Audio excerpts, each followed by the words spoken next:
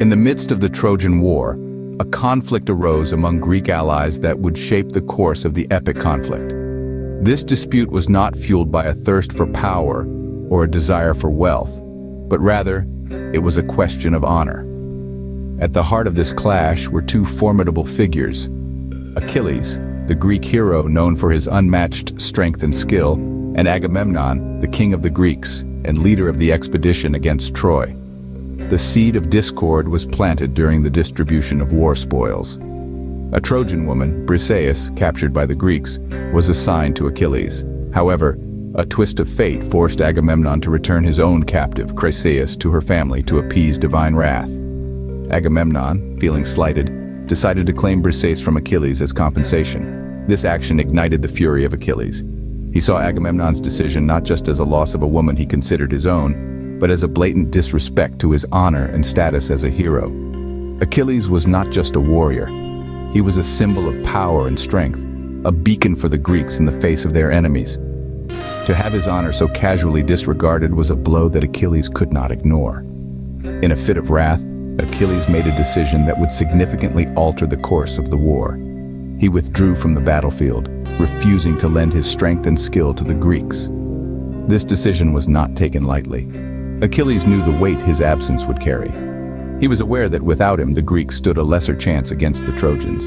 Yet his thirst for respect outweighed his sense of duty. His honor was worth more than the fate of his allies. And so, the conflict ignited. A clash of egos, a question of honor, and the wrath of a hero set the stage for a series of events that would shape the course of the Trojan War. In a fit of indignation, Achilles withdrew from the battlefield, leaving the Greeks to face the Trojans without their greatest warrior. In the world of the Iliad, the gods are not distant entities, but active participants in the events of the war. They are not mere spectators of the earthly drama, but they intervene, sometimes decisively, in the affairs of humans. Consider the story of Paris and Helen. It was Aphrodite, the goddess of love, who promised the beautiful Helen to Paris, thus igniting the spark of the Trojan War. Later, when Menelaus and Paris engage in single combat to decide the war's outcome, it is Aphrodite who interferes. She whisks Paris away from the battlefield, saving him from certain death at the hands of Menelaus. The gods also have their preferences and conflicts, much like humans.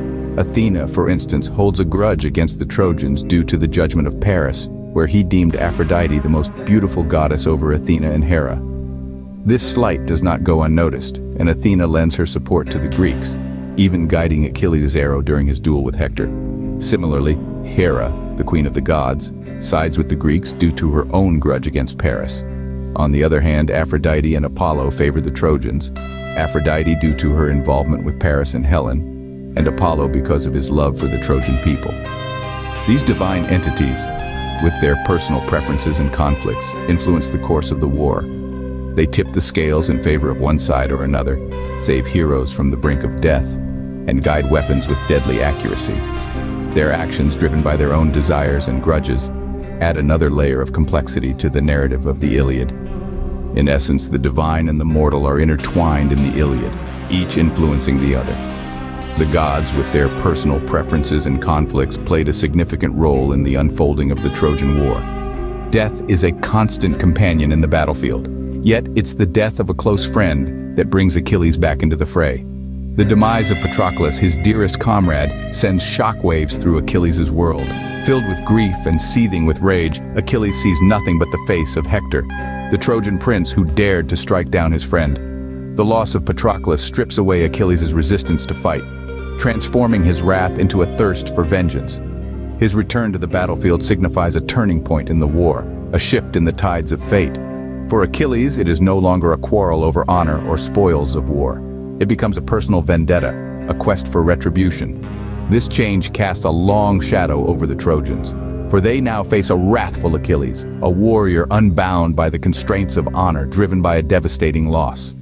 Overwhelmed by grief and anger, Achilles returned to the battlefield, his wrath now directed at Hector, the Trojan prince who killed his dear friend Patroclus. As the war reached its climax, the fates of our heroes were sealed.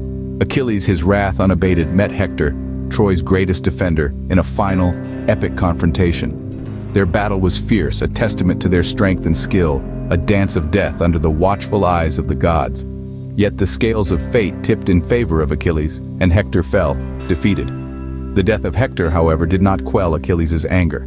In a show of unabashed fury and grief for his fallen comrade Patroclus, Achilles desecrated Hector's body, denying him the honor of a proper burial. This act of defiance against the ethics of combat sent ripples through both mortal and divine realms, marking a pivotal moment in the narrative. The death of Hector marked the beginning of the end of the Trojan War, a conflict that was as much about the gods as it was about men. The tale of the Iliad is one of wrath, honor, and divine intervention. This epic journey we've explored together has taken us through the heated conflict between Achilles and Agamemnon over a captive woman, Briseis. We've seen how this disagreement sparked Achilles' wrath and withdrawal from the battlefield, causing significant impact on the Greeks' war efforts. We have also delved into the intricate role of the gods, their interference in human affairs, and their influence on the course of the war. The Iliad doesn't shy away from exploring profound themes of fate, honor, and the ethics of combat. We've looked at the delicate balance between predetermined destiny and personal choices, the price of glory, and the respect for fallen warriors. The story also gave us glimpses into Greek culture and philosophy through the ornate description of Achilles' shield and the poignant funeral of Patroclus. In the end, the Iliad remains a timeless epic, a testament to the enduring power of storytelling, and a reflection of the complexities of human nature and divine intervention.